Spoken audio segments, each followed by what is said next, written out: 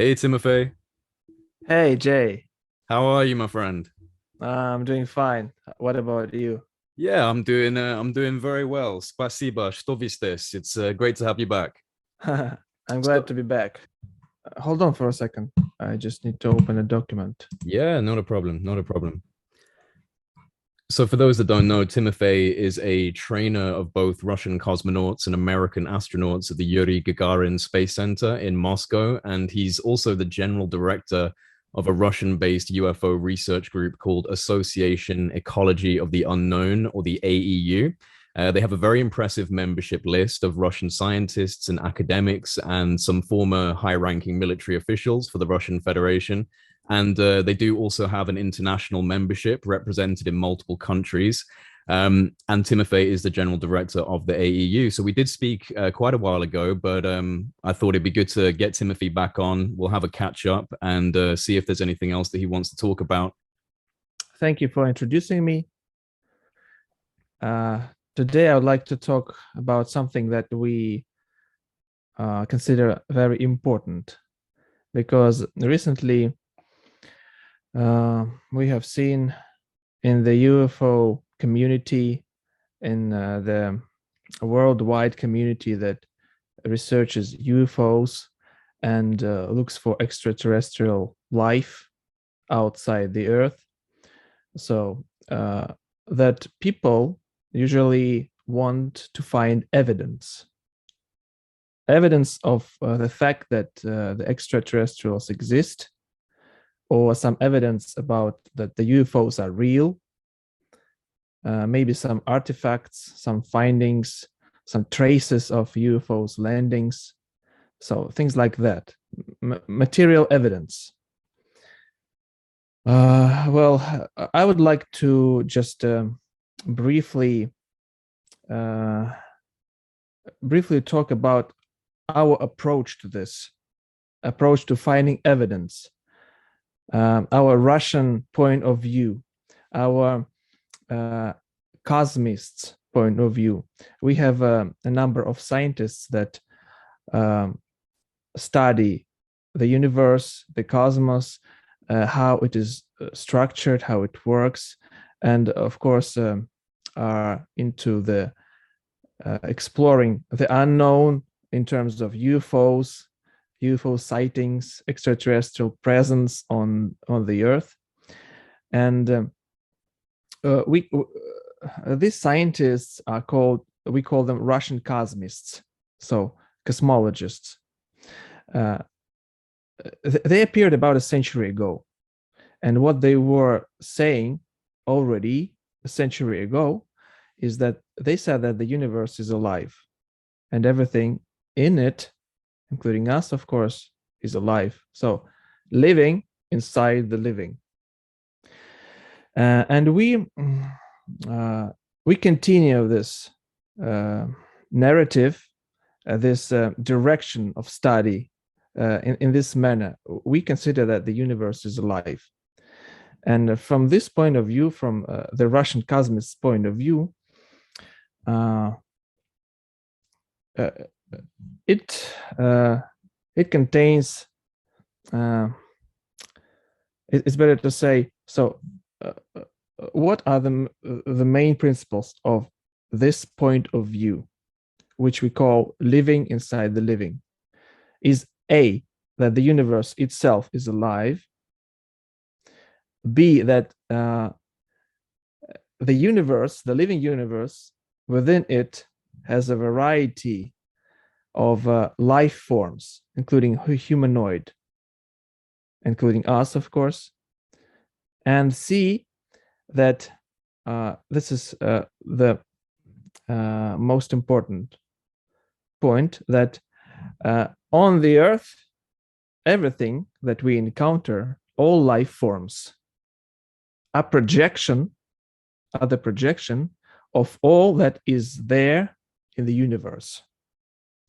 That's why they call the Earth the cradle of humanity, where we were born. And it's not only the cradle, but it's our kindergarten, our school, our university, where we are born, where we grow up, and we learn to communicate with all these types of life forms.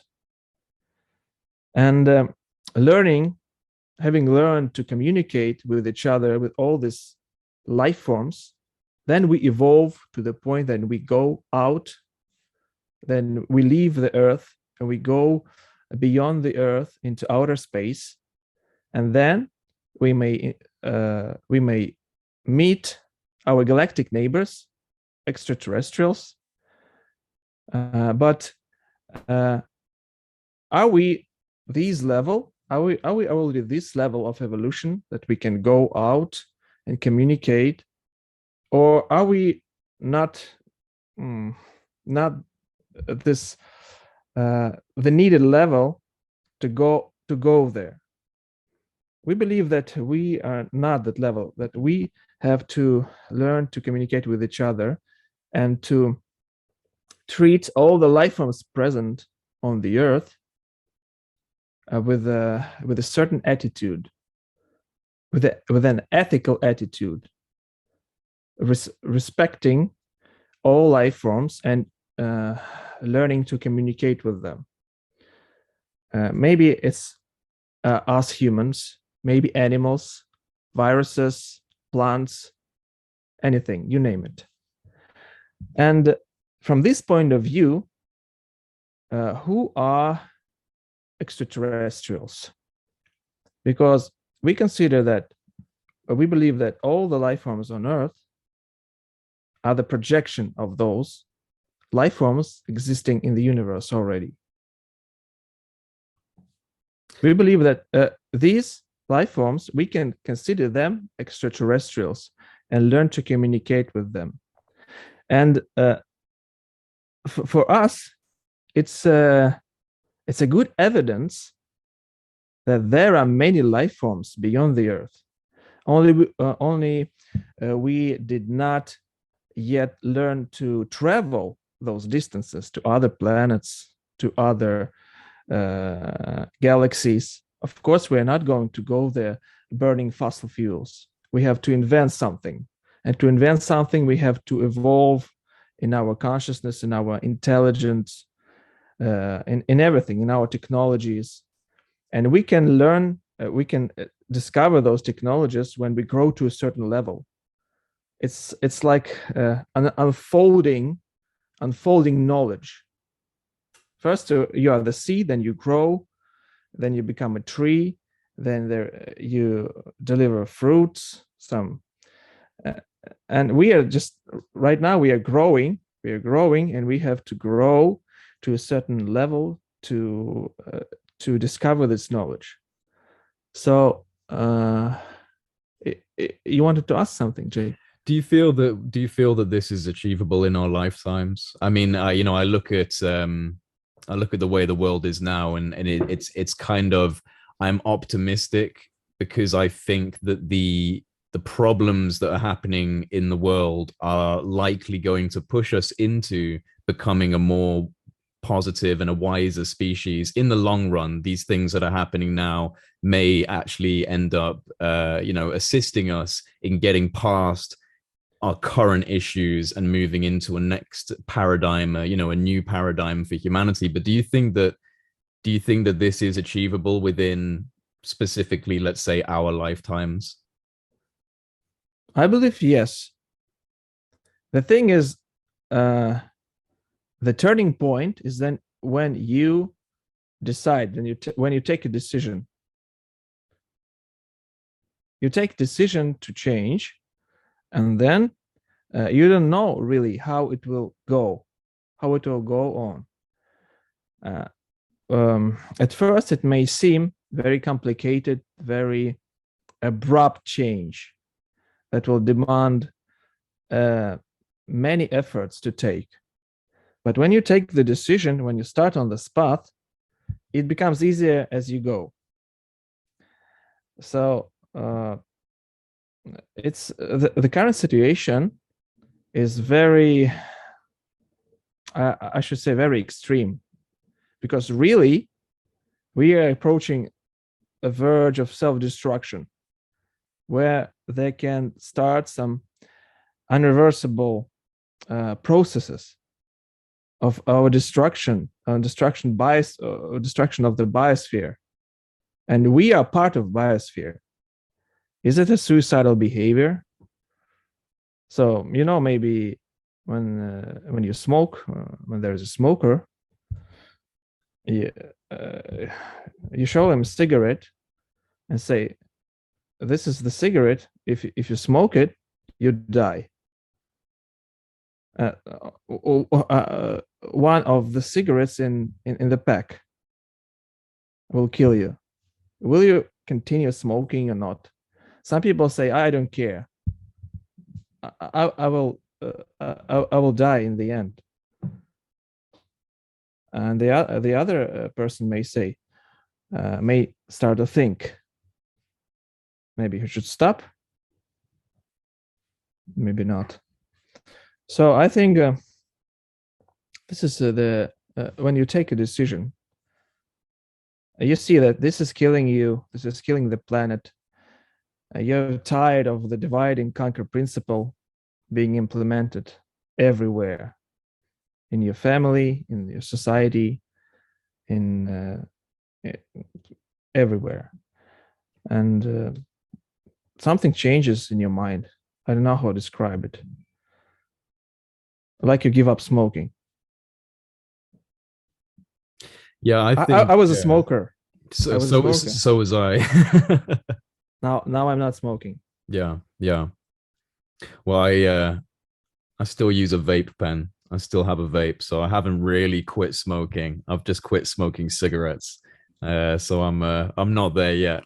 But I know what you mean, and it's a good comparison, because there are people that will never solve those problems, they'll never address those issues, and there are people that will look at those issues and try and make a good situation out of it. And so hopefully humanity will make the good situation out of it and change its behaviors. But I do think it's actually a part of natural evolution, perhaps human evolution, because we're just individual humans. It's very hard for us to look at everything going on and make sense of it. But if we were able to perhaps zoom out and look at the human species from above and look at what we're doing over time, I think we probably are evolving. And these times where there are very strict rules or authoritarianism, or just political problems, conflicts and war, I think all of this is actually a part of evolution. It's a way in which humanity stumbles through developing and growing and getting stronger. And so I do think that, really, because the way the world is right now is pretty crazy, I actually see that as the best evidence for there being a change, and that something else is coming in, because the current system and the current way of being is collapsing, and it's it's crumbling away. And at least it feels that way. It feels like things are starting to crumble away. Systems that have been in place for a long time, and ways of being and ways of looking at reality, it's all being challenged now. So it can look like the end of the world, but maybe it's just the end of a chapter in the human story, and we're going into the next chapter.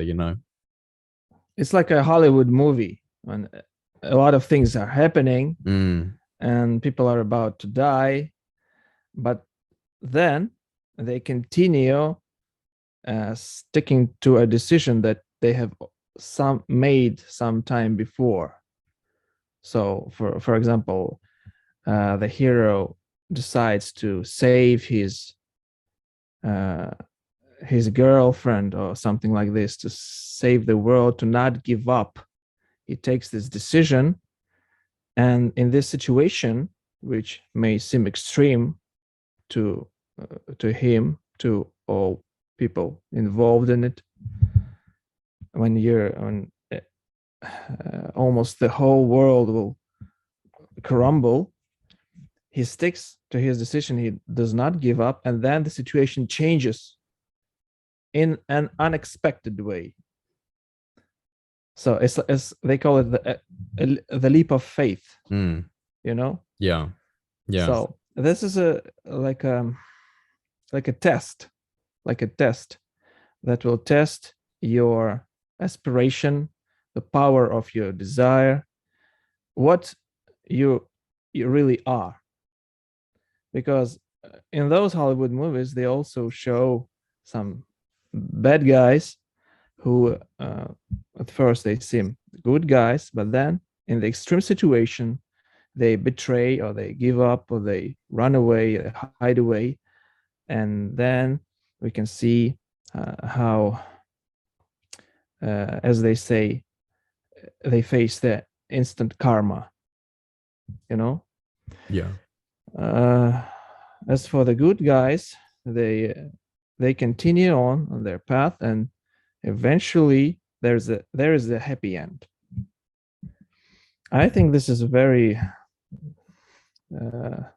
I don't know, maybe it's a good example or not, but things seem very extreme right now. Maybe not 100% of the time, but there are signs of some processes, species disappearing, ice melting, many things, and ozone layer is very much destroyed, and there are some political tension. They want to put weapons in space to for the security reasons, as they say, security with guns. Isn't it funny? Yeah, yeah. One of the this is actually something I wanted to ask, because one of the AEU's primary goals is the deweaponization of space, that we must enter space as a peaceful species. But given the current state of global politics and the animosity between Western governments and governments like Russia and China, I mean, do you think it's realistic that we will enter a space peaceful kind of collaboration within this time? Because we have a lot of problems with our leadership worldwide, and I imagine that there probably already are space-based weapons platforms that are already in orbit as we speak. So, are you looking at this as something to try and tackle within the next few years? Is this something that the AEU is actively trying to engage global leadership on this subject? Yes, the Association Ecology of the Unknown and the social movement that was established in 2021, the Ethics of the Cosmos, are promoting this treaty on the prevention of the placement of weapons in outer space, which, when signed by countries of the world, would become the world-binding law to ban space-based weapons. And this initiative has a long history in Russia, and recently Russia and China, they declared their joint statement where there was their confirmation that they are continuing their efforts on the prevention of the placement of weapons in outer space, prevention of an arms race in space. So we are actively promoting it, and this is one of our primary goals. Not only because this is something which is for the higher good of humanity, peace, but also because that we know 100% that we are not alone in the universe. Believe it or not, we're not alone in the universe, and there are some laws that the universe has, and those laws say that no one is allowed to go with weapons into outer space, because outer space is the domain of peace and evolution and teaching each other, and you cannot start an arms race there. That's why those our galactic neighbors are not interfering.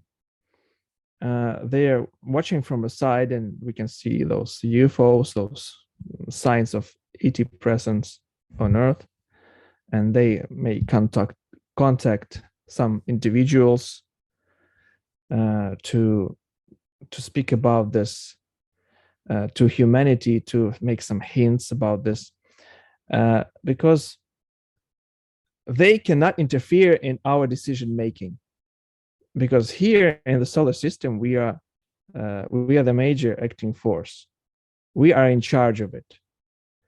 We must take this decision by ourselves, that we want to evolve, that we want to cooperate, we want to get along with each other, and then the gates will open, like in a Hollywood movie. The gates will open. I imagine you're. I mean, I like this idea, and I hope you're right. But what makes you think this? What makes you think this is the way it is, that they don't interfere with us and that they're waiting for us to try and develop on our own? It seems like the realistic approach to me, but why do you feel that that's the case?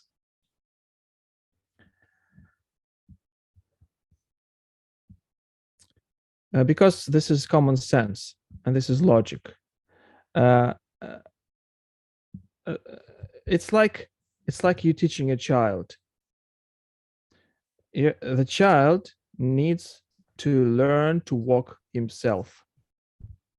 He will not learn to walk if you're always holding him, or you're trying to move his feet like this. He stands up and he falls down. He stands up and he falls down. He bumps his head everywhere. And eventually he walks, and this is his knowledge, because he learned it himself or herself to walk.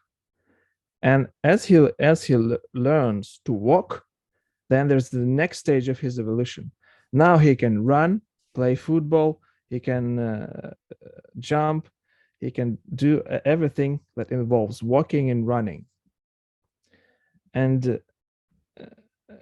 you cannot help him in any way to learn to walk, because he learns to walk himself.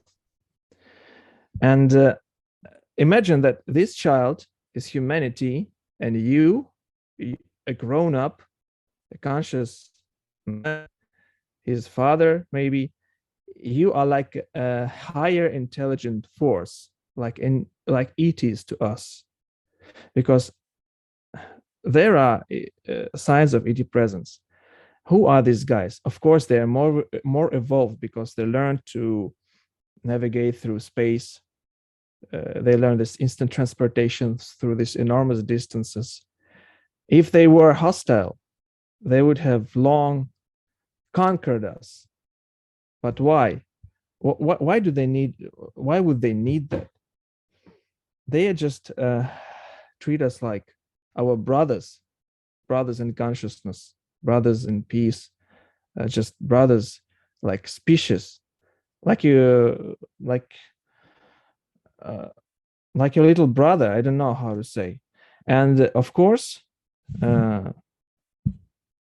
they want to see how we evolve, and then they can interact with us on this level, because this point is very important. You cannot teach someone how to love, or how to become friends with someone, or how to walk, because you will teach him nothing. He needs to open it by himself, and he opens these things as he grows naturally,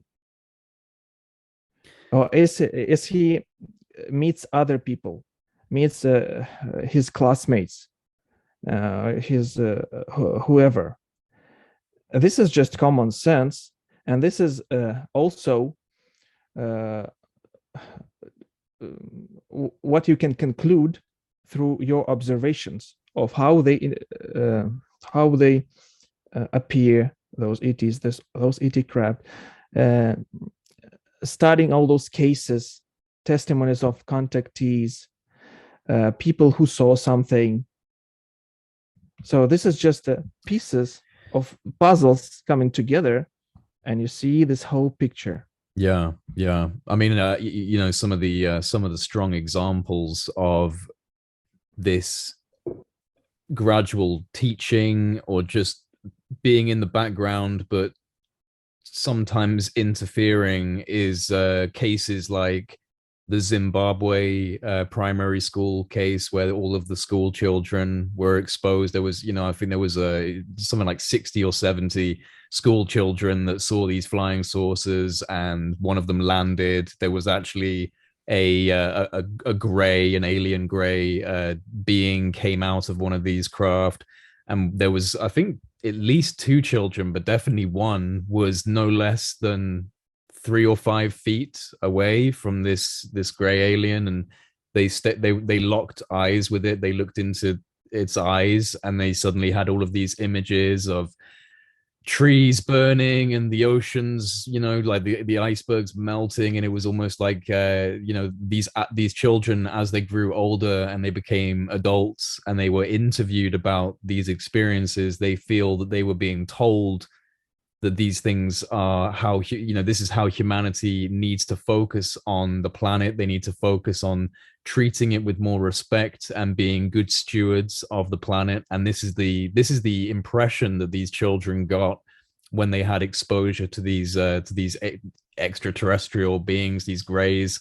And so I think you're right. At least from a human perspective, it's the logical approach to keep an eye on your children, but let them make their own mistakes and let them grow and let them learn, and just kind of be there in the background just in case things happen. For example, I do think that if we were to have a full global nuclear war, I think that they would prevent that. I don't know, but I just feel that if it came to a position where we were going to completely destroy ourselves and we were going to destroy most of the planet, I think that there would probably be some level of intervention, like the parents taking the matches away from the children to stop them from burning the house down. So I agree with you that it seems logical that they're keeping that kind of observation role and just making sure we don't hurt ourselves too badly. Yes, and there were numerous cases Yeah. of them interfering.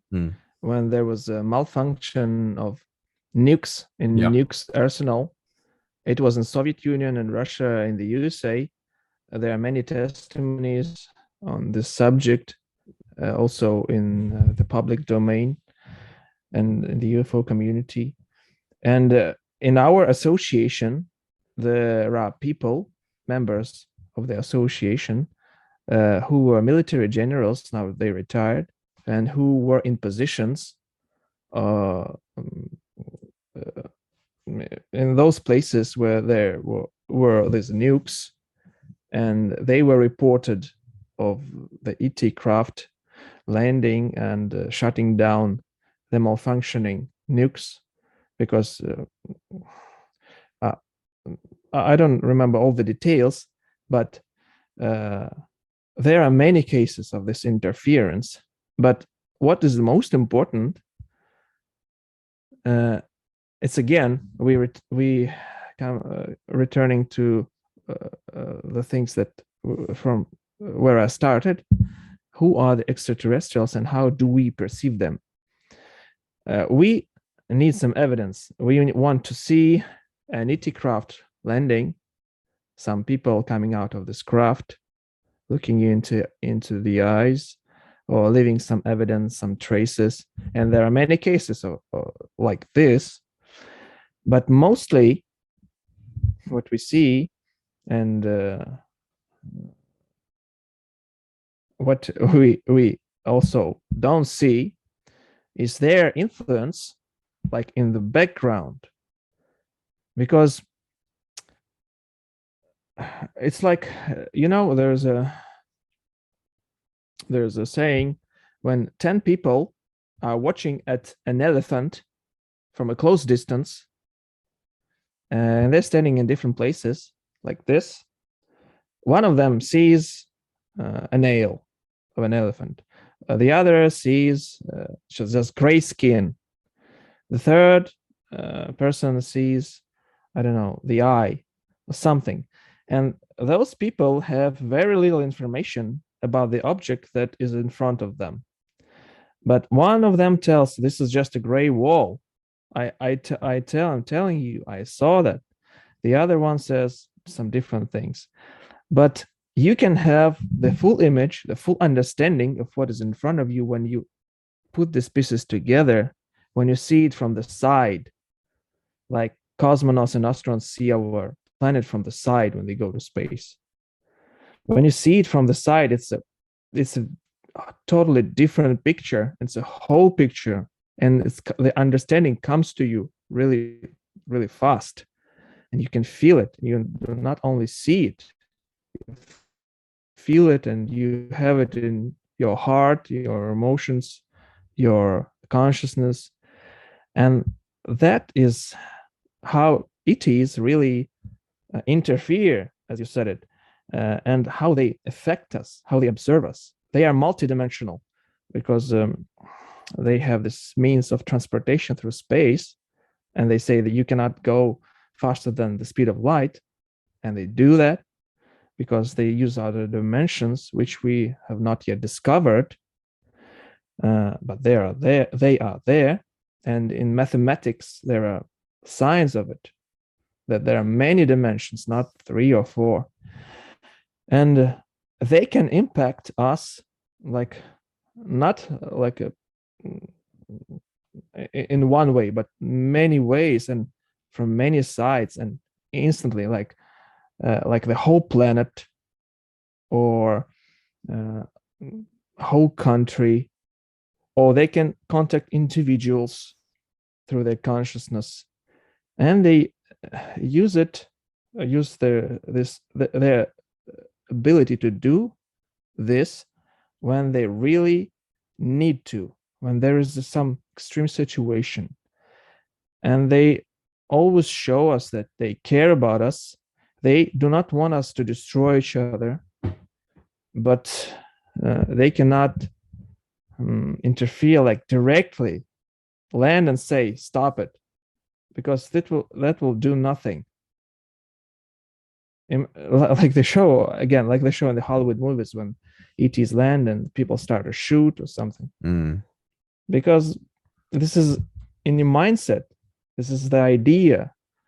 You have an idea of this elephant. You think that this is a gray wall, and when you see the real extraterrestrial, how do you perceive him or her?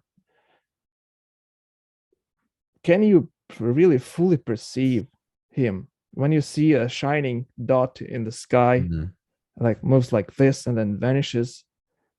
What did you see? And who was there? So do you feel what I'm trying to say? Yeah, no, I think this elephant idea works quite well with people within the UFO community as well, because like you just said, you see a silver object zipping around in the sky. What is the first thing that people might think? Well, they might think, okay, that's some sort of advanced spacecraft, and these must be visitors from another planet. But when you get into the deeper levels of the UFO subject, you start to unravel the layers of consciousness and the kind of strangeness of the UFO subject. It suddenly doesn't become so simple to say, oh, these are just aliens from another planet. I mean, there may be, and maybe some of them really are just from another planet, but there is this strange space that's almost spiritual. And I think for me, it's always been about, there needs to be a symbiosis, a connecting between spirit and science, between spirituality and science. These two things, they are just two different ways of observing the same thing, and they need to come together.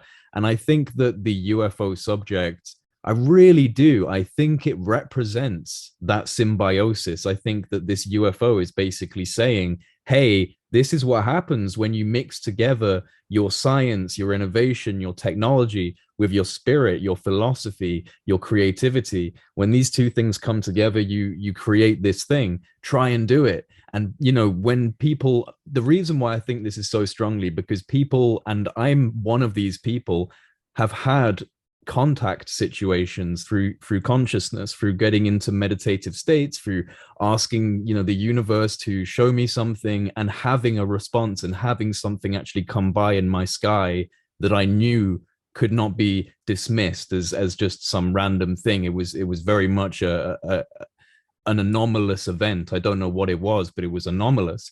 And so it responds to consciousness, which first of all makes you go, okay, consciousness isn't just in my brain. It's not just being generated by my body, because if I can send thoughts out and something can respond, that must mean it's traveling through the medium of space and time. It's moving through that.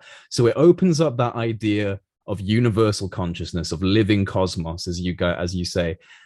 And also, it is a technology. It's a craft. It's a spaceship of some sort. It's moving around in ways that we cannot understand. So it's, like I said, it's like technology and spiritual put together. And I think that's what the UFO is. Absolutely. I think you get it 100% right. Maybe not 100%, but very close. Close. Yeah.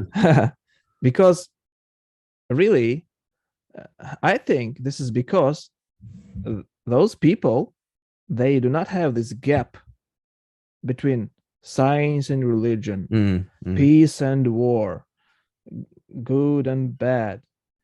They just have this natural way of living, abiding the laws of the universe and evolving and developing their star system, each other, and making contents throughout the universe. While we, humanity, are in this situation when we have this divide and conquer everywhere. UFOs are not UFOs, real or false, good or bad, black or white, Republicans or Democrats. So it is everywhere, even in the families, when they're fathers and sons, and so many things, you name it. And it's in our consciousness, really. And that's why, because they say, oh, we cannot understand how they move. We cannot understand the principles of it.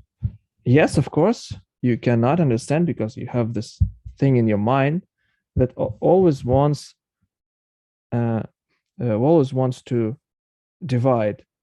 Is this or that? Is this quantum mechanics, or is this relativity theory? How do we invent the theory of everything? We want to combine these two things, but we cannot do this. Why? Because this is in your consciousness, in our consciousness.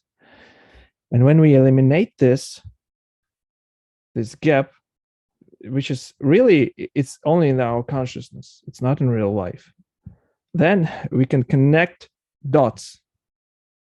We can see this picture from the side and understand.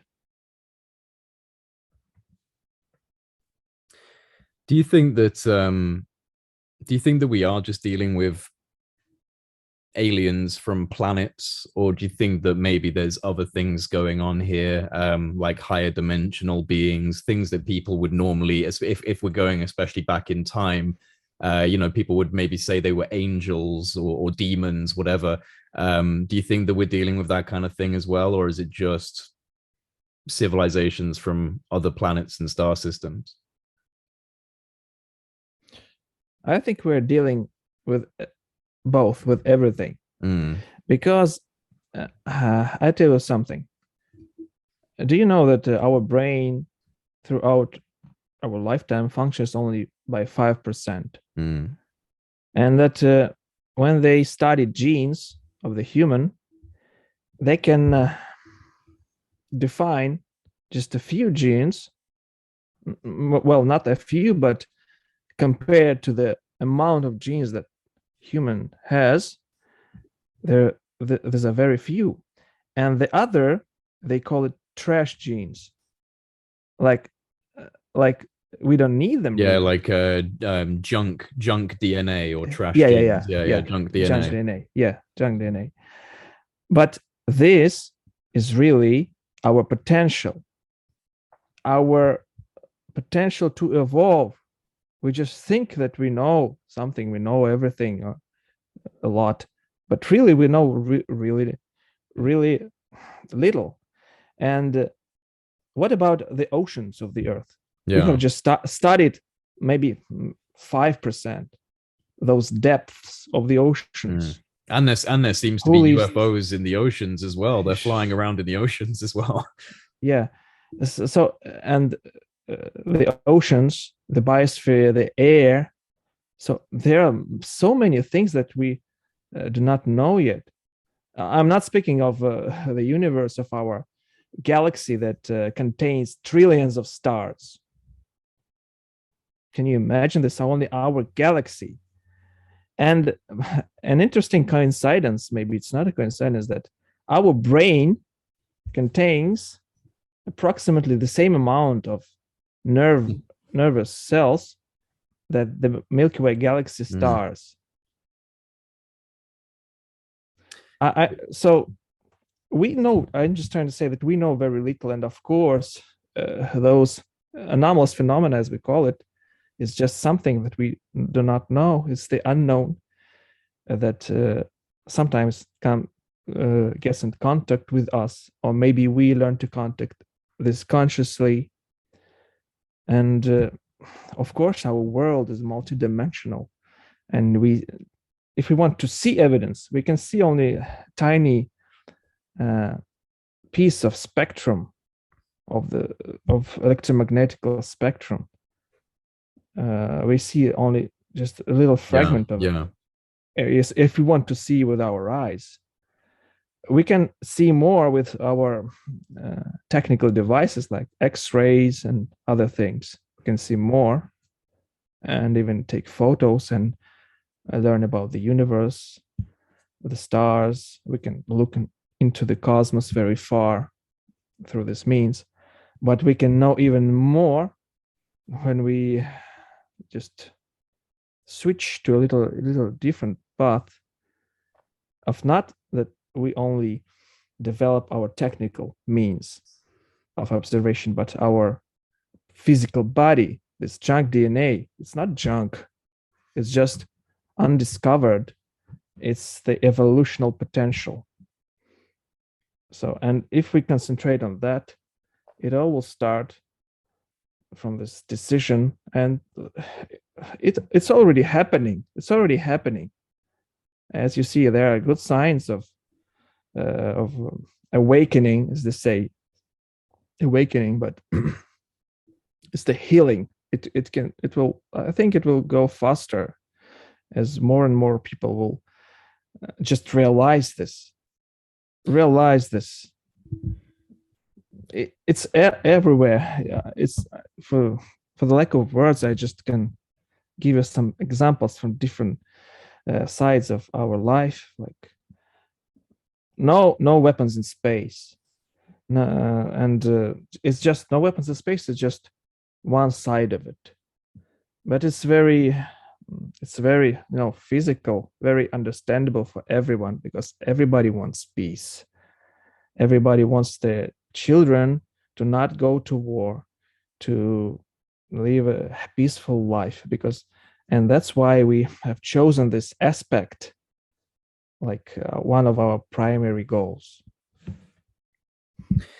One of the things that someone was talking to me about this, I can't remember who I was speaking with, but they brought up a good point, which is that conflict is it's at least on planet Earth, conflict is a part of evolution. Animals kill animals, plants kill plants. We have hunted, and all of these progressions of evolution involve like a level of conflict or competition within the environment. And once you become a human being and you start progressing in a very different way to the animal kingdom, we've swapped environmental and evolutionary development for technological development, political development, philosophical development. These are the ways in which we grow now. It's kind of gone up onto a different platform of understanding. Is it likely that other species, other civilizations, other alien beings probably did go through a similar story of conflict, of wars, of, issues between their civilization. Perhaps it was thousands of years ago, and they are now much wiser and they're much maturer, and they know that this isn't the way anymore.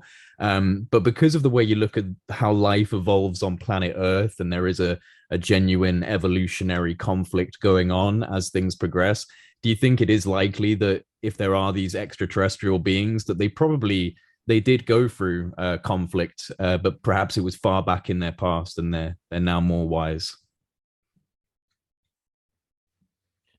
Maybe there can be a possibility, but this is something that we think of extraterrestrials as we would think of ourselves.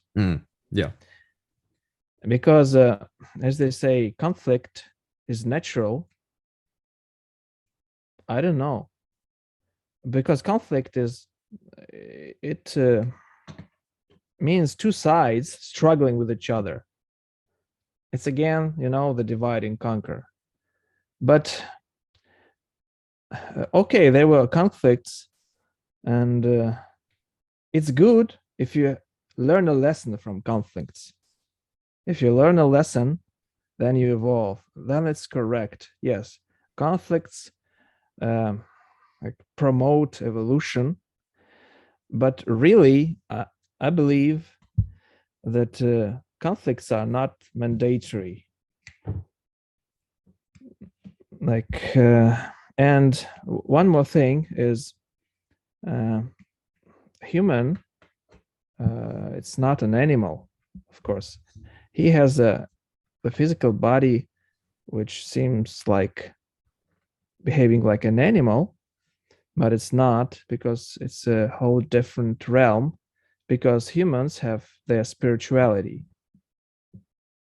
And if you discard your spirituality, yes, you become an animal. And then you behave like an animal. But in the animal kingdom, there are different laws. And you may be eaten by an animal, like animals eat each other, and they hunt each other, and you start on obeying these laws if you consider yourself an animal.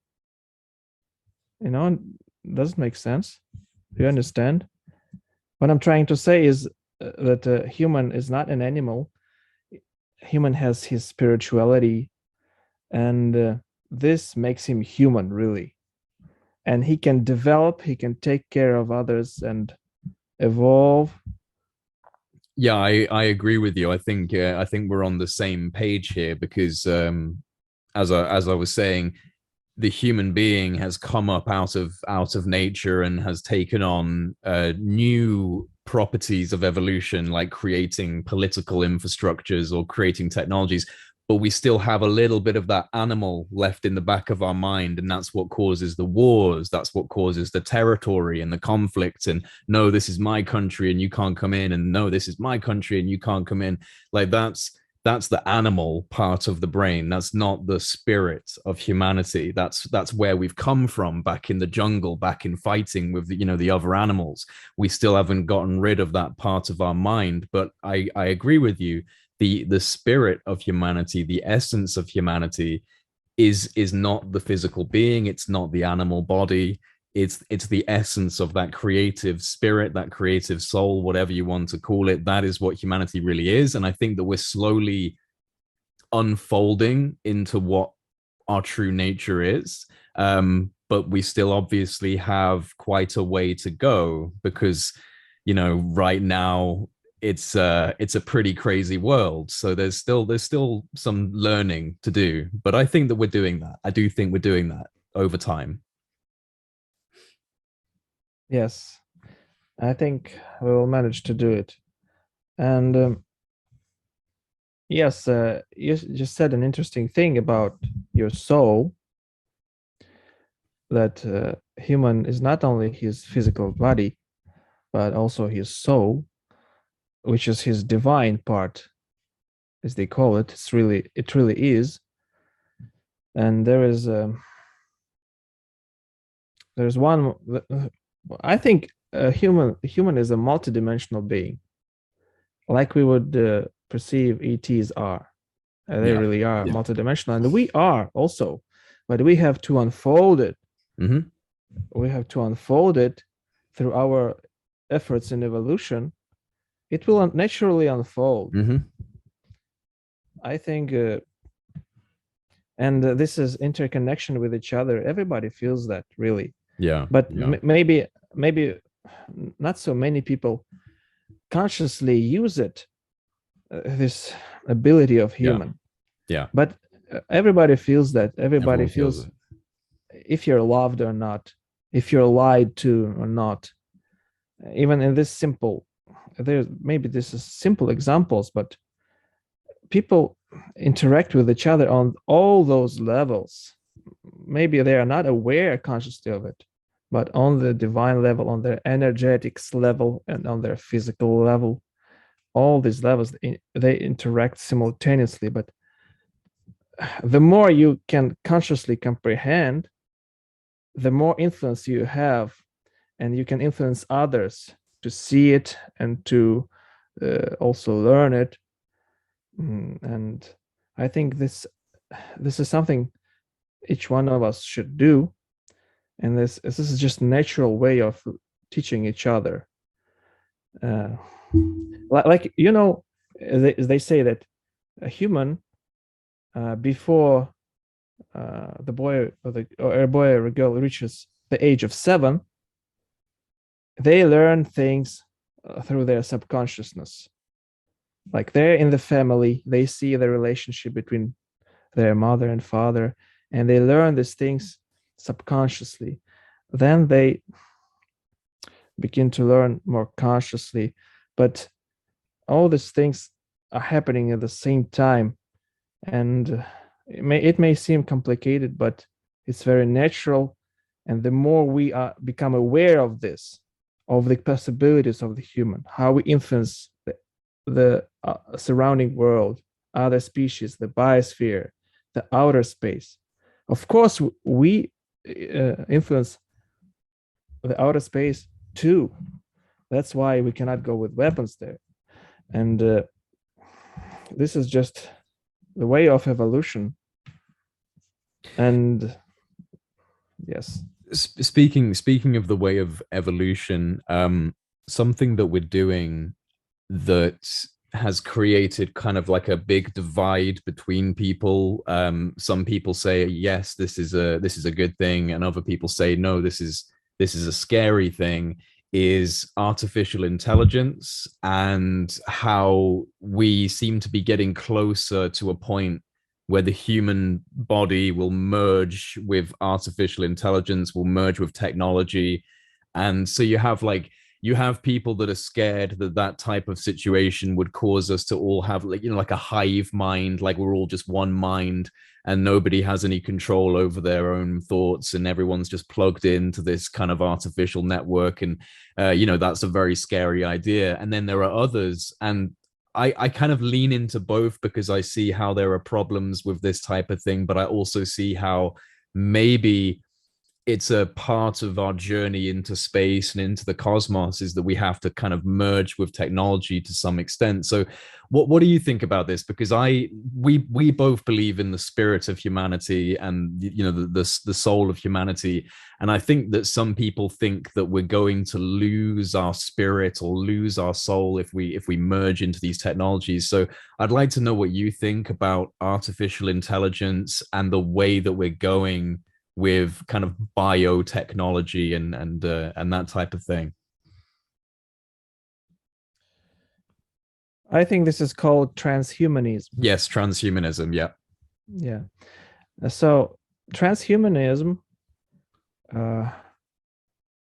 it sees the human as a biorobot, as a biorobot with a predictable set of algorithms. And they say that human can be programmed, reprogrammed, or parts of his body can be changed, or you can download things into your brain, or you can connect to artificial intelligence.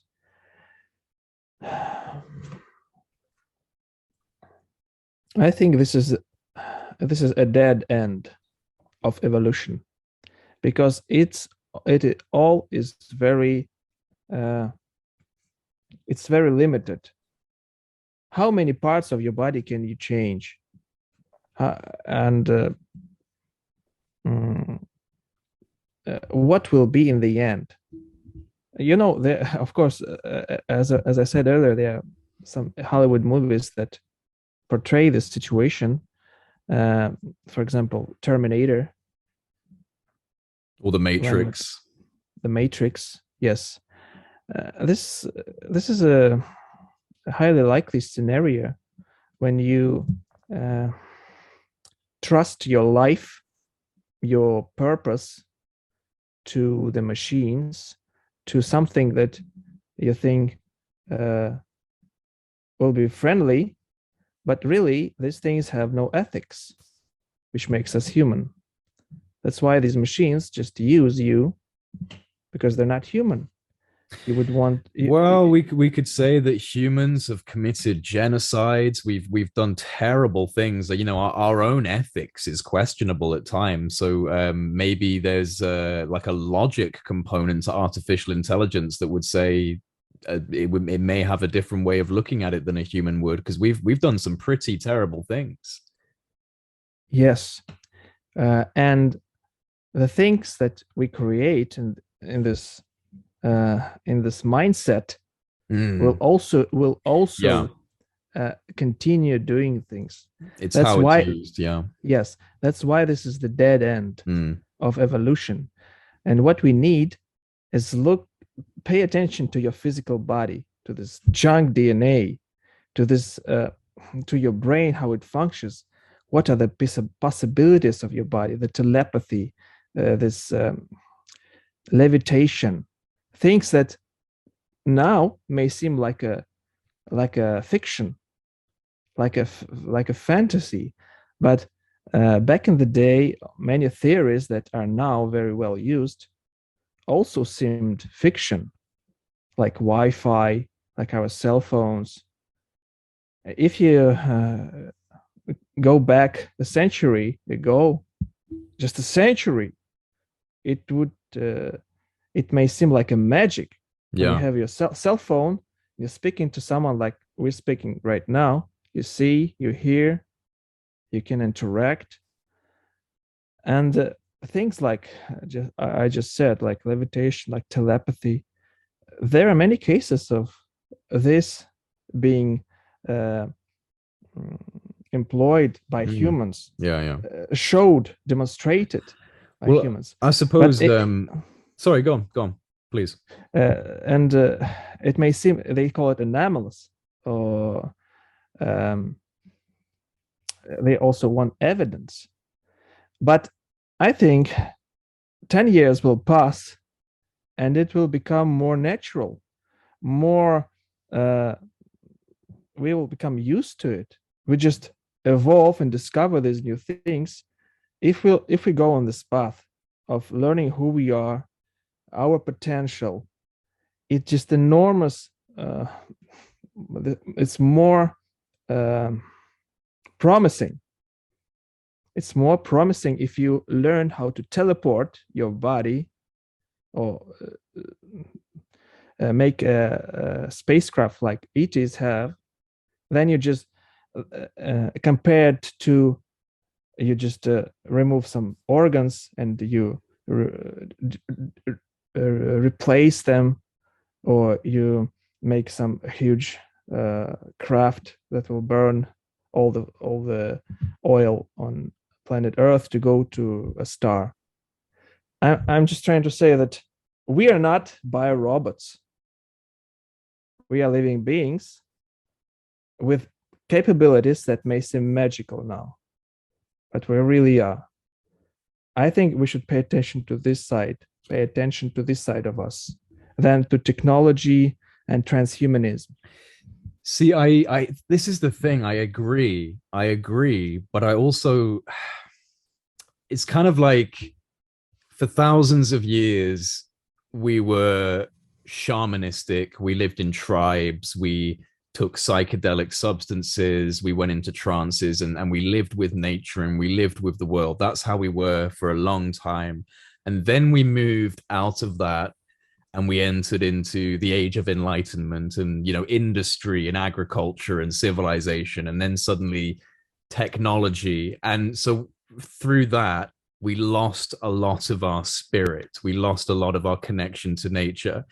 So I kind of think because I don't see how we're going to go back into tribes doing what we were doing thousands of years ago. Humans are on a technological path. We are on a technological path. That's what the majority of the human civilization is doing. So for me, I kind of look at it and go, okay, maybe there's a way for the spirit that we lost all those thousands of years ago. Maybe there's a way for that to kind of emerge through technology. And, we don't have to become slaves to the machines. We don't have to live in the matrix, but maybe technology can assist in increasing that consciousness. I think about the fact that there's all of this research going into psychedelics right now, like the psychedelic research is starting to come back, and also just the way that physics is changing. They're looking at quantum mechanics. Perhaps that through these things, spirit can bubble up and become another part of the human story. So because we've been using technology ever since we banged some stones together and made fire, or ever since we sharpened a stick and made a spear. That's all technology. We've been using our environment to create extensions of ourselves through technology, and now we're at a point where we have these microphones and we have these screens, and we can, these are all very useful things. I think that if we go too far, we could lose our humanity. But if we use it in the right way, then perhaps technology can just be a tool to help us boost our spirituality, increase our spirituality. I think the worrying thing is that the people that are in control of the technological arena, the people that are actually in control, they're not necessarily very ethical people. And, it's more about profit. It's more about using our data. It's more about exploiting us as consumers. But that technology could be used in a beneficial way. And so I think that I guess because I look at the way of the world and I think that it looks like we're going down this technological route, my only hope is that through that, we can discover spirit. And obviously there will be people who just live in the forest and live in the mountains and I want nothing to do with this. I'm not going to do anything with this. But I do think that there's a chance that technology can actually be beneficial if we don't get lost within it. Jay, absolutely. And you know what? First of all, yes, of course, we can make technology help us and help our spirit bubble up, as you said it. But the thing that will help us do this is the change of our mindset first. Because look at all technology that we're developing now. In the end, they always apply this technology to make more perfect weapons, more sophisticated weapons to kill more and fast. That's the implementation of this sick mindset that we have right now. It's already dissolving, but we still have it. Yeah. Of everything you discover, each scientific discovery, people start to think, how can we apply it in the military? How can we apply it in our weapons to make it more perfect, to dominate, to have our security, to win the arms race if it will happen? So this is what always pushes you to this road of going into nowhere. But if we change this mindset, if we dissolve this, if we turn over the page and start this new chapter, then we'll have these technologies. And I will tell you more. There were cases in Russia. There was a case in Russia when there was a crash of an ET craft, and the researchers went to that place and they found some artifacts and they studied in the laboratories, and those pieces were made of metal, but this metal contained almost every element of the periodic system. Which case is this? Is this a known case? Yes, it's a very known case. I can find out the exact name and the year when it happened and send it to you later. Yeah, I cannot remember now. Yeah. But very interesting. It's not the end. It's just the beginning. When they studied this metal and they exposed it to some different temperatures, it changed its structure. It changed what it was containing of. Oh, it changed the parts it was made from. Yes, and it behaved like a living thing. Still, it was metal. It was very very thin, but still very strong. And so this is just an example of the technology that we can have to do whatever we want, but this to make such technology, you can again, you can see it, you can discover it when you see from the side, when you look from the side at what you already have and how to connect dots and how to enlighten, how to find an enlightenment of, oh my God, I think I know how it works. And you can only have this happening when you change your mindset, because the universe is alive. It's not a cold, careless void. It's already, it's a living thing too. And it has some laws, and you can find out about these laws as you grow up as a race, as a species in your evolution. And the higher your evolution is, the higher your ethical level is. And when you have this ethical level, you would not even think of making it a weapon, because you know that when you hurt someone, you hurt yourself, because you're interconnected. You live inside a living organism, and if you hurt it or hurt someone, you just hurt yourself, because it's all written in your genes.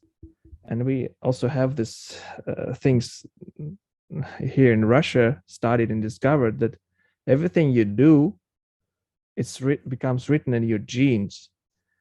If you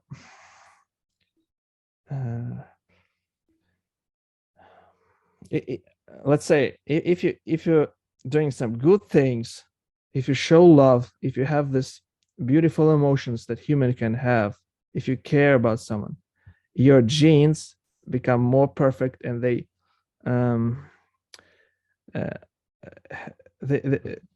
just develop. And I don't know how to say it.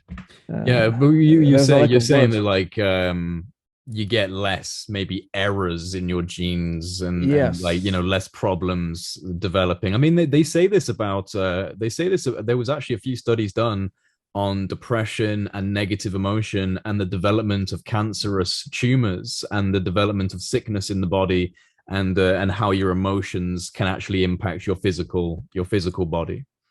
Sure. And it really affects, but this mindset just won't let you see it, because you think of money, you think of rivalry, you think of going ahead of someone in your development to sell more, and this is a vicious circle. and it seems okay when you're inside of it. And when you're outside, like you see your planet from the side, and it's a well-known phenomenon. It's called the overview effect. Astronauts who saw our planet and the universe, they call the they say I experienced that I was observed. The universe looked at me like a living thing, this blackness. It's like a tiger in front of you. It's like you were reading a book, then you raise your head and there's a tiger in front of you, and you watch him in the eyes. And when you see the Earth, there's a change in your psyche. There's a change in your consciousness. You instantly you realize that we are one organism, and this is our home, our planet. This has a very, very thin atmosphere. It's really very thin, like a skin of an apple, if an apple is the size of the Earth. And when they see it, it's very natural when you're out of it, of your everyday life, and you see it from the side, and you realize this. And that's all. And that's the thing that all astronauts talk about when they are asked what was the most powerful impression of going to space. So I think something like this must happen to us, or should happen, or is happening. But the more your intention is to go there, the faster it will happen, because it's like in an airport. The doors will open only when you go. If you're waiting them to open, they will not open. You have to go. You have to step forward, and then they open. Something like this. Do you think that that's why like anti-gravity and these kind of technologies, do you think that this is why this stuff might have been held back? Because whoever's holding on to this stuff just thinks the human species is not ready. We're just not ready to have these types of technologies, like the UFO style technology. If there is, because I think, you know, like you said, the Russians are studying this stuff, the Americans are studying this stuff, the Chinese are probably studying it. You know, I think that most superpowers in the world probably have some level of research into this. And of course, we all know the American deep history with Roswell and all these other issues. So I think it's likely that we are studying these things, and that there is a potential that we've had breakthroughs in secret and that they've been kept back.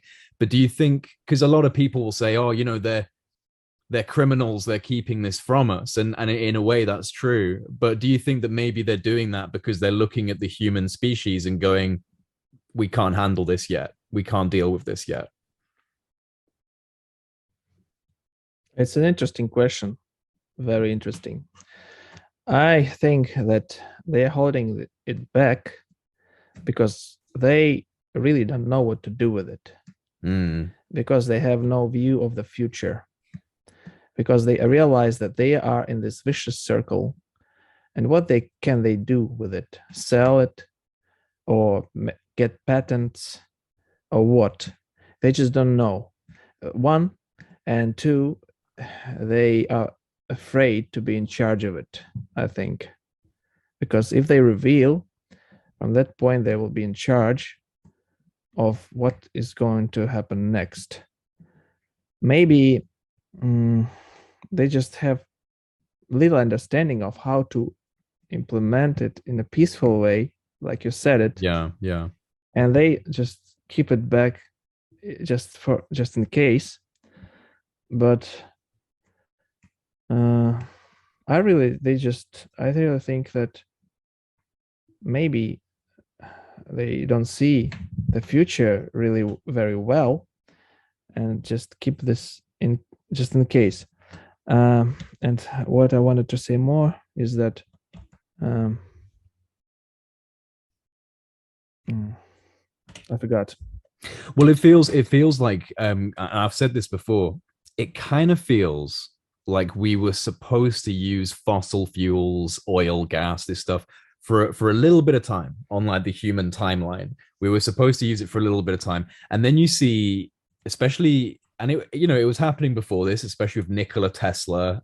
You know, the kind of inventions and the way in which Nikola Tesla was looking at energy. That could have been one of the ways in which we started moving down towards this UFO technology style. But then, even in the 1950s, you know, there was all of this excitement about anti-gravity. Anti-gravity is going to be the next thing. You know, you can find all of these old articles from the 1950s that are saying, you know, all of these scientists are saying that the next big thing is not going to be combustion engines, it's going to be anti-gravity, and then it just suddenly stopped. It just stopped, and it became a really controversial thing to do that type of science and to be interested in that type of science. You know, people within the scientific community would be laughed at if they said, oh well, you know, let's look at anti-gravity. Be like, oh, that's a silly sci-fi thing, it's never going to happen.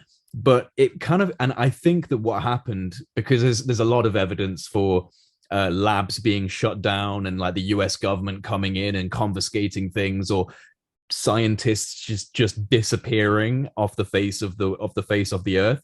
So it feels to me like we were supposed to naturally progress beyond fossil fuels, and we haven't done that. It's been held back, maybe for good reasons, maybe for justifiable reasons, not because they're evil, not because they're bad people, but because they don't think we're ready. But the consequence of holding that back is that we've been relying on fossil fuels, on gas, on oil, and these things have stimulated wars. We've invaded countries over their resources. We're destroying the ozone layer because of our pollution. And it kind of feels like this is evolution saying to us, you've been doing this for too long. You were only supposed to use the resources on this earth for a small amount of time. You were supposed to use it to help you figure out technologies, and then you were supposed to move beyond that. And it feels like maybe that's been held back. Like we've literally been held back from evolving properly. And that could be one of the reasons why we have so many problems now, is because our evolution got held back. Yes, it may be the case. It may be the case. And I heard some stories of that. And I heard stories of scientists disappearing, as you said it, in Russia too.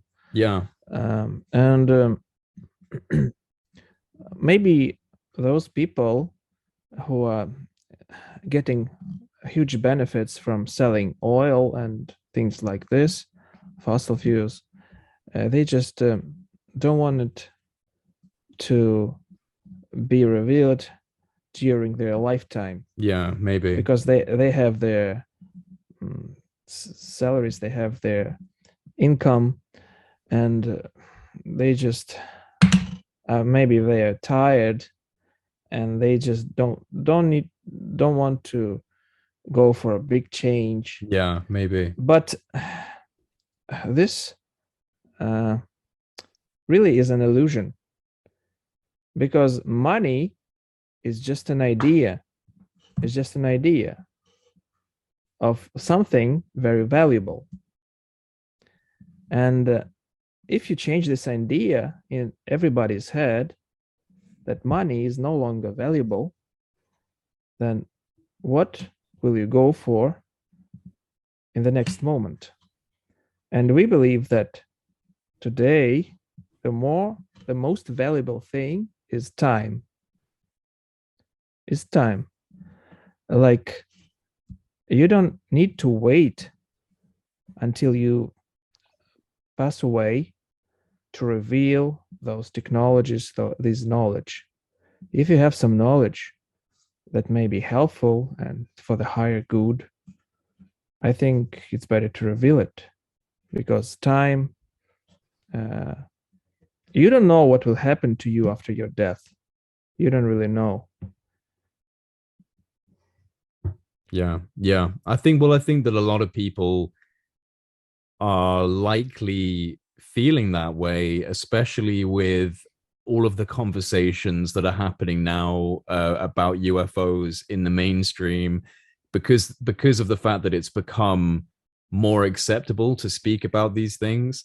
I think that there probably are a lot of individuals who have knowledge that are sitting there and going, you know, I want to say something, and maybe they're just waiting for the right person to reach out to them and ask them the right question, and they'll say, yes, I did this, or I know about this or this. So I think that we're probably, I would imagine within the next few years, we will see more people come out and put their hand up and say, yes, I was involved in this, or I know about that.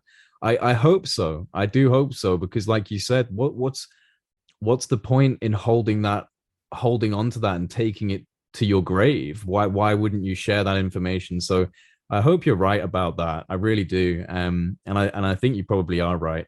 Before we wrap up, I asked some of my Patreon community if they had any questions to ask you. By the way, for everyone listening, if you want to join a fast growing social hub of researchers and experiences, you can support Project Unity on Patreon, and you can gain access to our dedicated Discord server. And that's where we all communicate with each other on a regular basis. So links to the Project Unity Patreon can be found in the description box below. And your support really does make a huge difference. But I asked some of my Patreons if they had any questions, and I got a few responses. If you're happy for me to ask you some of these questions. Sure, please go ahead.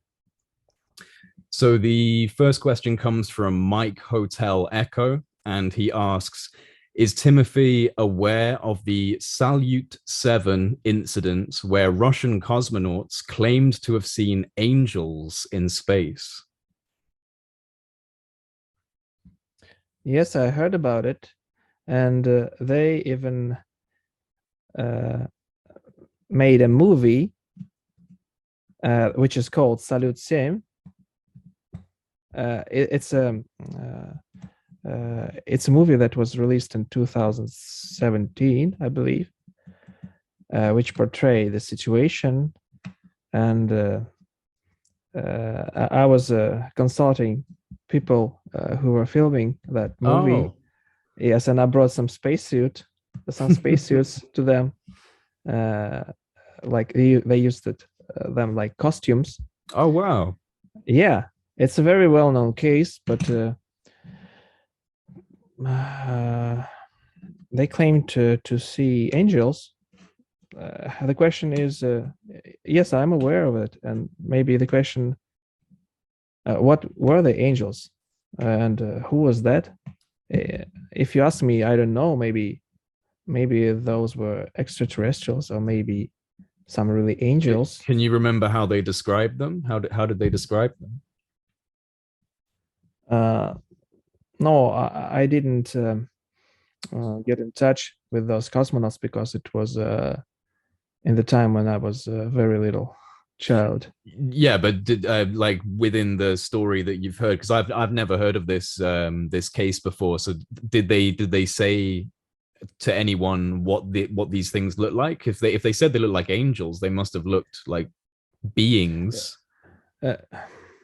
You know, at that time there was Soviet Union, and there was very strict rules for cosmonauts who could become a cosmonaut. At that time, they were almost all military pilots, and for military pilots, especially for cosmonauts, it was very strict to have a normal psyche, normal state of your psyche. And I assume if they would have told about it too often, they would have been discarded as cosmonauts, because at that time you could not say about such things so freely as today. But I heard that there was this case, there was something that they saw, but I could not I cannot tell more because I don't know. But I think it's very interesting that they saw something and it was even shown in the movie.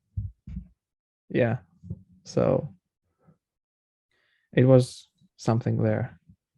So the next question comes from Mark OC, and he wants to ask how you look at the ways in which the UFO phenomenon has like shifted and changed over time. So throughout history, there have been reports of strange things in the sky, but the way in which they manifest visually seems to have changed as humanity's progressed. So why do you think the phenomenon is changing over time as humanity progresses? Uh, the visual effects of the Yeah, phenomenon. so like the soul, like there's stories of Roman soldiers seeing flaming shields in the sky, or seeing longboats and things that made sense at the time, but when you look at it now, you go, well, maybe that was a UFO. And now you look at the modern age and it's flying saucers and spacecraft, so it's kind of like it's shifted and changed the way that it's visually shown over time. So I think he's just asking, why do you think that's the case? I think it's because of the fact, because of the way how our eyesight and brain works. Because what you see with your eyes is really what your brain perceives through your eyes. The information goes through the nerves into your brain and is processed, and you see something. You really see it in your brain. And and at those times in ancient days, they described it like things they were that were normal to them then. Today we see some maybe different things. We describe it differently, but besides that, I think that, as I said earlier, we perceive just like a small fragment of who the ETs really are. And the description of a UFO may change even when two persons standing beside each other see one thing. Some people may describe it like one thing, and the other may describe it a little bit different, because we believe that ETs have a possibility to show themselves to different people differently. They may contact one person in a way that nobody else will ever see them or hear them, or they may contact many people, or they may intentionally show themselves, reveal their craft in front of an audience, like when people meditate, or they call those ETs to come and show themselves. They may decide to show themselves for reasons. I think it all depends on this many factors that I have described, and of course, it changes from person to person. And the one more thing is that they also evolve. The craft may evolve. There may be different races that come to humanity in different times of its history. So everything, I think, it's just like life. It's naturally going. Things change. It's not like a program.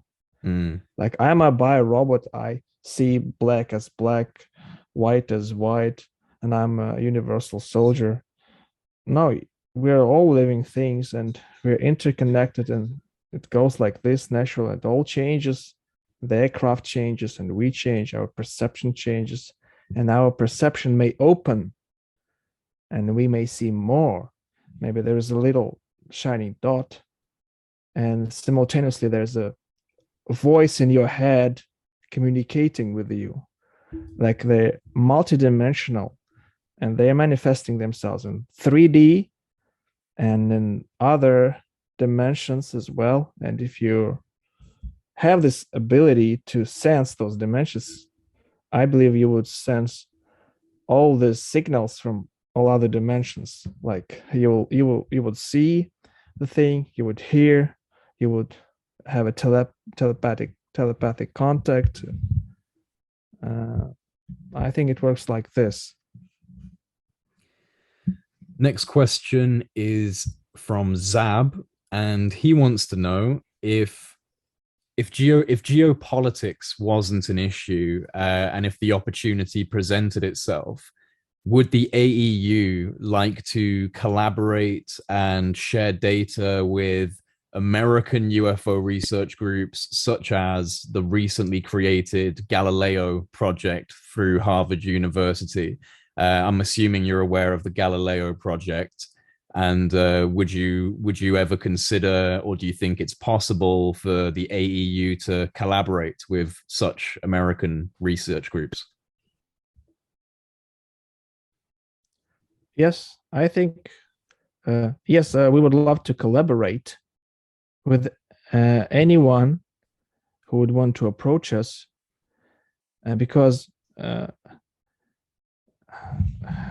we believe when there are two sides, you can find mutual understanding in every case, only if you have intent to do this.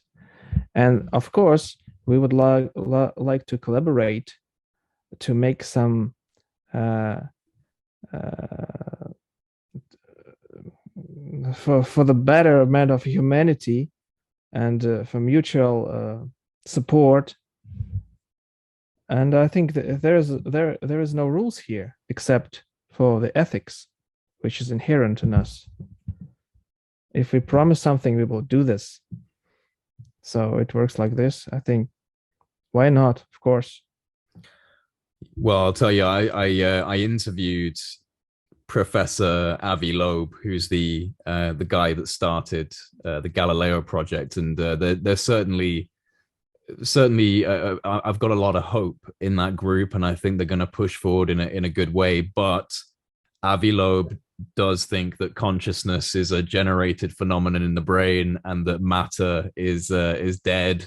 So you'll have to, me and you are going to have to convince Avi Loeb to look at consciousness again in a different light, because as brilliant as he is, that was one of the things that I had an issue with, was that he's very much a material reductionist. Like he's a theoretical physicist, and he believes that there is no special conscious component to matter, to energy, which I don't agree with. But nevertheless, I think that it's very important to have collaboration between groups like yours and groups like the Galileo project. So who knows, maybe we can look at connecting you guys together, and seeing if there's any sort of shared benefit that can be had from that kind of relationship. I think it would be a good idea. I think that it would help to have international collaboration on this issue. So yeah, that's a good question from Zab. Zab had one more question as well.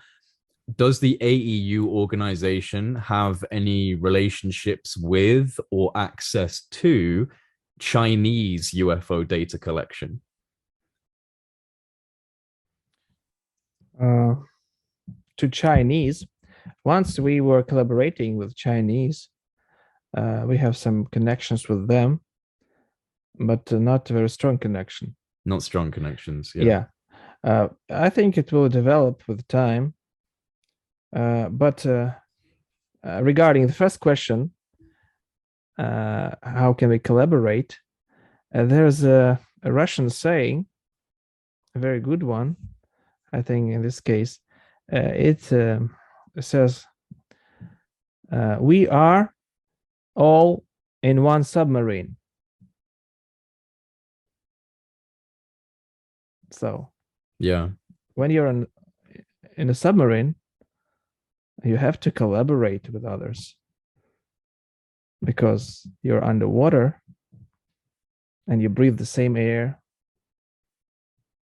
So regarding collaboration, yes, sure. Sounds like a great idea, and we should do this. We're all in one submarine.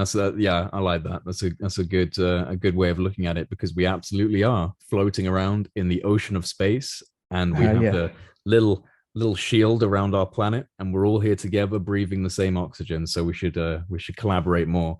And the last question comes from ET person, and they want to know if you're familiar with a Russian UFO case that took place at Kapustin military base in 1948. It was involving a MiG-15 pilot and a UFO. And according to the story, both the MiG-15 pilot and the UFO crashed. So do you know anything about this case that was apparently Kapustin military base, 1948 UFO crash? I know about Kapustin. In Russian, we say Kapustin Yar. Kapustin Yar. Yar. It's a very well-known place with a good UFO activity there. But regarding this particular case, I think I don't know, but I have my senior colleagues, which for sure know. I can ask them and maybe give an answer later. But I heard about this Kapustin. This place is very well known by its UFO activity. Yeah. Cool. All right. Well, thanks, Timothy. This has been once again just a great conversation. You know, it's really nice. Like I feel like that you and me, we have very similar ideas around the phenomenon and very similar ideas about how we should be addressing it. So it's really really lovely for me to sit down and talk with someone who I feel like our thoughts go around very quickly with each other, and we can communicate very easily on this subject. So I just want to say thank you for taking the time to sit down and have a conversation with me. Jay, thank you as well. It was really a pleasure, and I also feel this connection and mutual understanding. And thank you for having me.